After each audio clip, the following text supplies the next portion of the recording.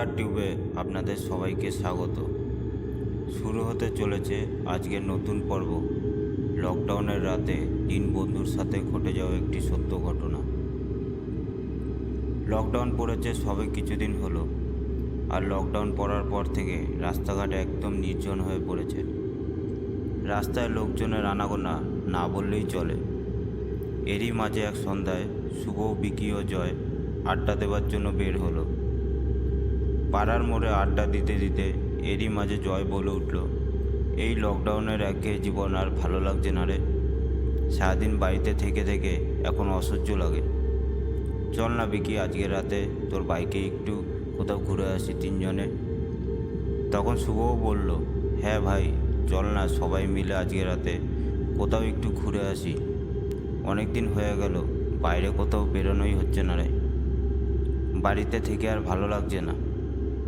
তখন বিকি লকডাউনের মধ্যে তার বাইক নিয়ে রাতে বের হতে চাইছিল না, কিন্তু বন্ধুদের জোর করাতে শেষমেশ বিকি তার বাইক নিয়ে রাতে ঘুরতে বেরোনোর জন্য রাজি হয়ে গেল।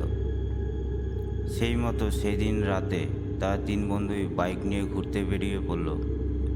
বাইক চালাতে চালাতে হঠাৎই যখন তারা হাইওয়েতে উঠে বাইকের গতি বাড়িয়ে যাওয়া শুরু করলো, কিছুটা রাস্তা যেতে না যেতেই আচমকা একটি লোক সাইকেল নিয়ে রাস্তা পার হতে গিয়ে সামনে চলে আসে এবং তাদের বাইকটি নিয়ন্ত্রণ হারিয়ে রাস্তার মাঝে থাকা ডিভাইডারে ধাক্কা মারে এবং তিনজনই রাস্তায় ছিটকে পড়ে যায়। তাদের মধ্যে বিকি তখনই রাস্তাতে মারা যায় এবং বাকি দুজনকে পরে হসপিটালে ভর্তি করা হয়। এর কিছুদিন পরে শুভ আর জয় সুস্থ হয়ে বাড়ি ফিরে যায়। তারপর সব কিছু স্বাভাবিক হয়ে গেলেও তাদের বন্ধুর বিকির এভাবে চলে যাওয়াটা তারা মেনে নিতে পারছিল না। এভাবে আরও কিছুদিন কেটে যাওয়ার পর হঠাৎই একদিন জয় তার ঘরে রাত জেগে ল্যাপটপে কাজ করছিল। ঠিক তখনই মনে হলো বাইরে থেকে বিকির গলায় তার নাম ধরে কে যেন ডাকলো। তা শুনে সে দেখার জন্য জানলার কাছে গিয়ে দেখলো বাইরে তো কেউ নেই। তাহলে বিকির গলায় কে ডাক দিল, সেটা ভাবতে ভাবতেই যেই আবার ল্যাপটপ নিয়ে বসতে গেল, অমনি এবার ঘরের এক কোণে কালো এক ছায়া মূর্তিকে দাঁড়িয়ে থাকতে দেখতে পেয়ে প্রচুর ভয় পেয়ে তার জ্ঞান হারিয়ে গেল। পরের দিন জয়কে তার বাড়ির লোক সেই অবস্থায় দেখে মুখে জল ছিটিয়ে তাকে জ্ঞান ফেরায় এবং জিজ্ঞেস করে কি হয়েছিল তার সাথে। কিন্তু জয় কাউকে কিছু বলল না, পুরো ব্যাপারটা সে চেপে গেল।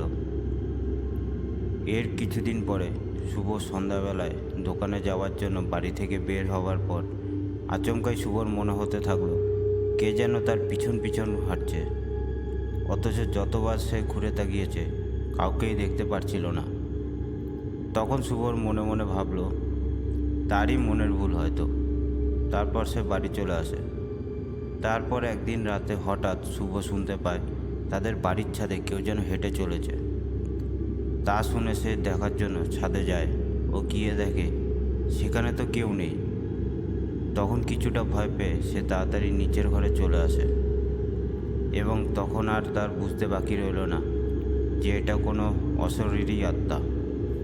সে ভয়ে নিজের ঘরের ভিতরে চুপচাপ শুয়ে রইল এবং সারা রাত সে ঘরের মধ্যে কারুর হেঁটে চলে বেড়ানোর আওয়াজ পেতে লাগলো।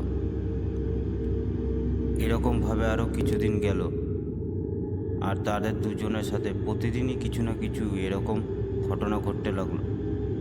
তারপর একদিন শুভ আর জয় একসাথে দেখা করে এই ব্যাপারটা নিয়ে আলোচনা করলো যে তাদের দুজনের সাথে কিছুদিন ধরে এরকম হয়ে চলেছে, এর পিছনে বিকির আত্মা না তো। তখন তারা দুজন মিলে এর থেকে রেহাই পাওয়ার জন্য একটা তান্ত্রিকের কাছে গেল এবং তান্ত্রিককে তাদের দুজনের সাথে ঘটা বিগত কয়েকদিনের ঘটনা বলল।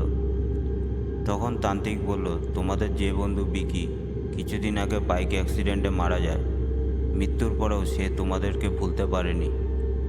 সেই তোমাদের আশেপাশে ঘুরে বেড়াচ্ছে আর তোমরা তাকেই দেখতে পাচ্ছ। সে তোমাদেরকে তার সাথে নিয়ে যেতে চায়। তখন তান্ত্রিকের কাছে এই কথা শুনে শুভ আর জয় অনেক ভয় পেয়ে যায় এবং তারা কি করবে ভেবে উঠতে পারছিল না। তখন তারা তান্ত্রিকের কাছে এর কিছু একটা উপায় বের করতে বলে। এরপর সেই তান্ত্রিক তাদের দুজনকে একটি করে তাবিজ দিল এবং সাথে এটাও বলে দিল এই তাবিজ তারা যেন কখনোই গা থেকে না খোলে। তারপর দিয়ে জয় আর শুভ আবার স্বাভাবিকভাবে জীবন কাটাতে থাকলো। এইভাবে বেশ কয়েক মাস কেটে যাওয়ার পর হঠাৎই একদিন স্নান করতে গিয়ে শুভর তাবিজটা ছিঁড়ে গেল। তখন শুভ ভাবলো অনেক দিন তো হয়ে গেছে, এখন আর বিকির আত্মার বিপদটা হয়তো আর নেই। তাই তাবিজটা স্নান করে সে টেবিলের উপর রেখে দিল এবং কাজের জন্য বেরিয়ে গেল ঘর থেকে। এরপর সারাদিন কাজ করে যখন বাড়ি ফিরছিল তখন বারবার শুভর বাইকটা রাস্তায় বন্ধ হয়ে যাচ্ছিল। শেষমেশ কোনো মতে শুভ বাড়িতে এসে পৌঁছায়। তখন রাত 9টা বাজে। বাড়িতে ঢুকে এবার তার আবার মনে হতে থাকলো পিছন পিছন কেউ যেন আসছে। হঠাৎ তার মনে হতে থাকলো পিঠে যেন হালকা ব্যথা করছে। আয়নার সামনে গিয়ে যখন সে তার পিঠটা দেখে 3-4টে বড় আঁচড় তার পিঠে রয়েছে। তখন শুভর আর বুঝতে বাকি রইল না যে তাবিজটা খুলে যাওয়ার পর আবার ভিকির অশরীরী আত্মা তার পিছনে পড়েছে। কিন্তু তাবিজটা সকালে কোথায় রেখেছিল তা মনেও পড়ছিল না। তখনই শুভ তাড়াতাড়ি করে তাবিজটাকে খুঁজতে লাগলো। এইদিকে সারা ঘরে বিকট কান্নার আওয়াজে কখনো বা পায়ের শব্দে শোনা যেতে লাগলো। শেষমেশ তার টিভির পাশেই সেই তাবিজটিকে পেল এবং সাথে সাথে হাতে পরে নিল। আর চারিদিকের এতক্ষণ ধরে হওয়া শব্দ বন্ধ হয়ে গেল এবং সেই অত্যাচার থেকে শুভ রেহাই পেল। এরপর থেকে সেই তাবিজ কোনো দিনও আর হাত থেকে ভুল করেও খোলেনি তারা দুজন।